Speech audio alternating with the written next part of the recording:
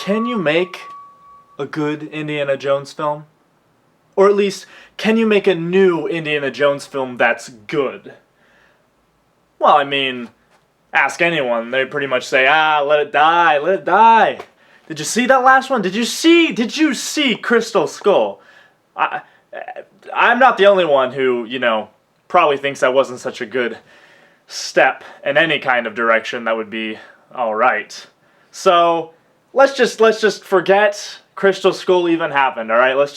It happened, and for the purposes of what I'm about to discuss, it exists, but it's not the problem, alright? Just forget it. We don't got Lucas anymore, we don't got Spielberg anymore. Disney owns Star Wars, Disney owns Indiana Jones. What the hell's gonna happen? Well, how about I give you a little idea of what a new Indiana Jones trilogy would look like. An Indiana Jones trilogy that's going to capture the minds of a new generation. An Indiana Jones trilogy that's going to set our new actor apart as an action star that's going to be remembered forever, alongside Harrison, alongside Sean Connery, and continue this in a way that's not going to feel like pandering. It's not going to feel like it's too stuck in the past. We're not going to get 70-year-old Harrison Ford coming out, even though he's probably going to be great in Star Wars. Let's just never mind, it's fine, it's different. So, what works about Indiana Jones? Indiana Jones, he's young, he's virile, he gets the ladies, he's who you want to be. The ladies want him, the guys want to be him, the guys may want him too.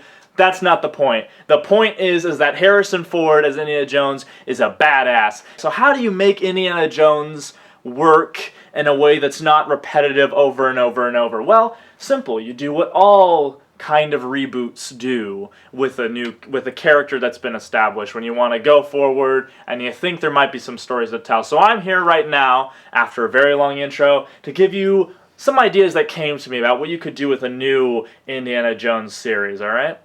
Let's start off. Alright, this is taking place, let's say, 6 months after Last Crusade. So our new actor is going to have to come in and convince us that, that's on him and the director. I'm not involved with that. That's his own problem. But he has to convince us that this guy came right out of Last Crusade, this guy is the same character, and have him move on. Because as we all know, George Lucas and Steven Spielberg, they took the idea of their own James Bond, a character who could go on these adventures, kind of a serialized adventure story, and, just be that kind of throwback. But what's the one thing Indiana Jones doesn't have in common with James Bond? He has not yet switched actors when a new one has become unavailable. Now, to be fair, there was the Young Indiana Jones Chronicles, but I think you'll agree that doesn't really count, does it? So let's just embrace this. Embrace this. We have a new Indy, and he's a new man, but he's the same man, and he can be different, but he's different because the character will be changing. So first film, Indiana Jones and the Quest for Excalibur. Boom. Already you're thinking, what? And I'm saying, no, you don't understand. All the titles of these films have been cheesy anyway, so let's just roll with Quest for Excalibur, whatever. But Indiana Jones is going to look for Excalibur. So it starts out 6 months after Last Crusade. He's in Britain. The film opens, and you see a still lake, right? Kind of marshy. You're wondering where this is. It's probably like, up in England, around the UK, around there. So you have a still lake. And then we go in, and the opening scene is Indiana Jones with the goddamn Loch Ness Monster. I'm talking like Indiana Jones on a boat trying to wrangle the Loch Ness Monster, his crew's getting hit by its tail, and where it's just like, it's crazy. And we got the CGI budget of an upcoming Marvel film, alright? And so Indiana Jones is in the middle of taking on the Loch Ness Monster. He manages to capture it, he doesn't kill it, and he decides to let it go, because, he's the hero, we can't have him brutally kill the last of its kind, and he decides, we can't put this thing in a museum, can we? It needs to be free. So we're not doing the whole Jaws 3D thing here, he lets it go because he's the hero. So, smash cut, Indiana Jones, and he gets a phone call, and then they're like, Indiana Jones, it's the British government, we need you to come in, alright? Indiana Jones, smash cut title, Quest for Excalibur. Alright, so the film takes place in the UK and Wales and that kind of area. We're going through Arthurian myth, and we're making lots of jokes about the Round Table because, why not? And let's say that our Indiana Jones is played by, well, let's just go with Chris Pratt, alright? Because we all know that if they're going to make another one, it's pretty much going to be Chris Pratt. So we're with Chris Pratt and as Indiana Jones, and he's been hired by the British government to investigate some sort of rumblings going on in the area, and we find the villain of the piece is looking for, you know, this Arthurian sword. And that's when the first plot twist happens at around the beginning of the second act. The second act opens, and Indiana Jones finds out that, wait, all those people, you know, in the real world who think that it's Excalibur is the sword in the stone, they're wrong. It's two swords. Where do we go from there? So, the two swords thing. So, there's the sword in the stone, which Arthur pulled and was granted the right to rule England. Excalibur was given to him by the Lady of the Lake to protect the people. So we build that into the thematic core of this film. Indiana Jones is dealing with authoritarianism versus just selfless protection of your fellow man as opposed to ruling them. And so the villain, you know, he's going after the sword and the stone. He's descended from a line. He's the true king of England, and he's going to take this and he's going to wield unlimited power. You know, standard Indiana Jones stuff. So he meets one of the natives. He possibly introduced him as one of the guys working on the Loch Ness Monster thing. So this guy, he's this kind of nerdy, mythological kind of guy. He follows him around, and he constantly is making like jokes, and someone for Indy to play off of. Indy can be the straight man. This guy can be comic relief, and we basically go into both swords get found sometime in the second act, and Indiana Jones finds the location of Excalibur after the villain takes the sword and the stone, and basically is given the divine right to rule over all of the UK, basically. So that's bad news. So Indiana Jones finds Excalibur. A hand pops up. It's the Lady in the Lake. She throws him the sword. She bestows him the right to fight this man. And the side character says, "Oh, you know what that means? You're the King of England. You're the King of England." And Indiana Jones is like, "Yeah, whatever." And so it all ends. It climaxes, right? This is the big scene. We end at a Scottish castle. Call back to Last Crusade 2. And it's Indiana Jones with Excalibur versus the villain with the sword and the stone. And there's a big sword fight in a Scottish castle. Indiana Jones beats him. And basically it ends on this kind of note of Indiana Jones is starting to see that protecting the people of the present is just as important as protecting the past, because Indiana Jones, he's kind of an anti-hero. He kills people, he breaks international law. This all goes into more of the second film.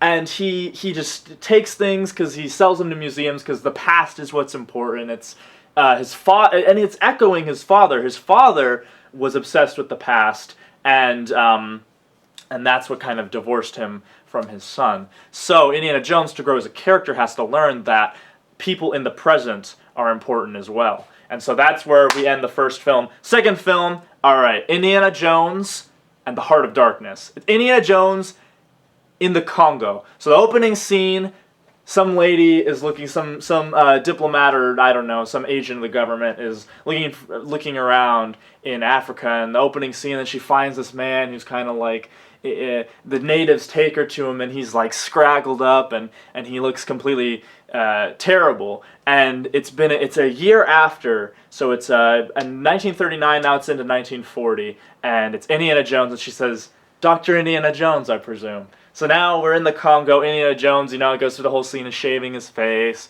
and he has to stop this African warlord who's got like some kind of operation going. You probably bring in like conflict diamonds in there somehow, because it's, Africa, and how else are American audiences, stupid American audiences, going to know about terrible things happening in Africa? Or not know, in this case. And so Indiana Jones has taken on this Congo warlord, and there's this new character who's this Norwegian adventurer, who's basically a dark Indiana Jones. He kills people, he violates international law, he sleeps with women, he doesn't give a shit about them, and he's basically just an asshole. And you start to do the whole classic, mirror image of the hero and that, and this is just all set up. And he's working with the warlord. Basically, he meets in the Congo this kind of female warrior of the jungle who's been fighting the warlord. And she's basically like Tarzan, but like a woman, but like she can speak. And she's actually from Africa and whatever. But she, like, is the best with a spear. And they team up. And through, you gotta jump around, because it's an Indiana Jones adventure. So they end up going to Casablanca, of course. And then this is a big scene. They need to go to Egypt again. Because there's some kind of secret there or something there they have to get. And what happens is that they go. And Egypt basically says, no, what are you doing? You can't come in here. The UN may have pardoned all those people you killed in those 2 films, but we haven't. Get out of our country. So Indiana Jones has to become an illegal immigrant. He has to break over the borders of Egypt somehow. And he has to go meet up with Sallah. And John Rhys Davies would come back, of course, and over the course of this big chase and bonding, Sallah dies. He's killed by the Dark Indiana Jones. And Sallah dies, and there's this big emotional moment, and Indy finally, sees a personal cost to himself that we haven't really seen in the films. And so he heads back down to the Congo to stop the warlord. We, of course, have Indiana Jones fighting, like, crocodiles and lions and going on a big safari adventure, because why not? That's awesome. Who doesn't want to see Indiana Jones, like, stab a crocodile in the eye?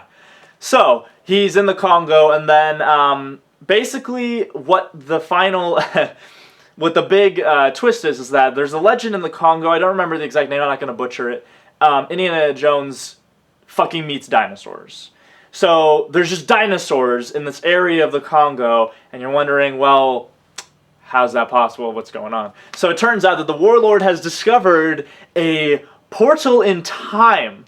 And this portal in time, like that old Star Trek episode, it's like a big mirror and like you can walk through. But it just takes you to random places and stuff just comes through it. So it's not really anything like you can like control with any efficiency, but it still allows you to go into whatever image you see of the past. It like kind of cycles through it up to this point. And that's how the dinosaurs have been getting out. So we have kind of like a, Chris Pratt did Jurassic World, so, he's already fit to do work with dinosaurs. And Indiana Jones could like ride a Triceratops at his tank, and the warlord's like with his machete in the tank, and he's on a dinosaur, and he's got his pistol. Because you gotta up it. He's been on a horse, he's been in cars, he's gotta be on a dinosaur.